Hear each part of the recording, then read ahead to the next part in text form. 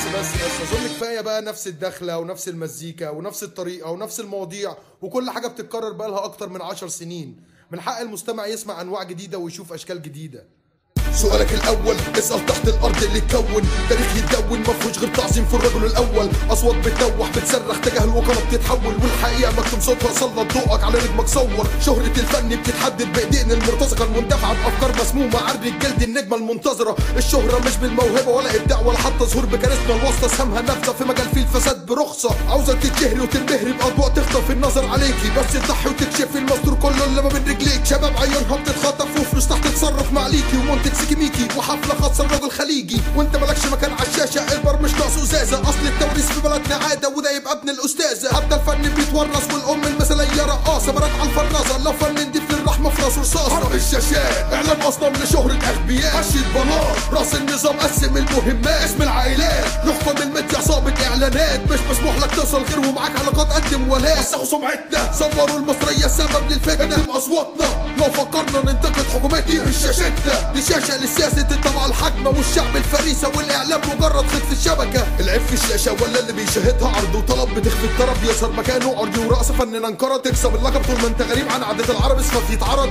ورقابه بتبيح العري والفن الناقد عرضه يترفض. عاوزين صوتك منهم تناقش فكرهم ما تقولش ولا كلمه واحده ضدهم. كلمه لسانك تنقل رايهم ودعمك لهم يحموا ظهرهم. انت تكسب شهره ومكسب مادي وقعدتهم قدام الراي العام النخبه وجودك جنبهم حل شكلهم. قوانين تتسند ضد اي صوت او فكر حر. اشرب الموت عشان توصل من غير واسطه الفن بقى حج بتقدم شغل لكل اللي بيشتمنا على راسهم حلم باق. هدفنا نوصل فن نضيف وكل هم جوازه من بنت باك. صوتنا مش هيتطفى من امثال عمرو مصطفى مش عشان يفضل لونك على الساحه وزلوننا يختفى. صوت المقاومه مزعج ليك نظريتك تتنفى والراب ايده متكتفه لو فكت ايده يقتل افكارك المتخلفه. حرب الشاشات اعلام اصلا لشهره اغبياء مشي البلاط راس النظام قسم المهمات. اسم العائلات يحكم الميديا عصابه اعلانات مش مسموح لك توصل غير ومعاك علاقات قدم ولاء. وسخوا سمعتنا صوروا المصريه سبب للفتنه اكتم اصواتنا لو فكرنا ننتقد حكومتي مش شاشتنا. دي شاشه للسياسه الطبعه الحاكمه والشعب الفريسه والاعلام مجرد خط في الشبكه. قالوا لنا الفن بيعكس حضاره شعوب وبيرسم صوره لاهلها وعاداتهم واضح ان عاداتنا بر وازازه مكسوره. والسبك يلم الغله من ورا رقاصه بلطجي رجاله مسطوله. صور فيلم ولم الملايين من طبقه الجهل الاولى. انشانا تحت الارض وحطينا بايدينا قوانيننا الموهبه تحكم فنك ينتشر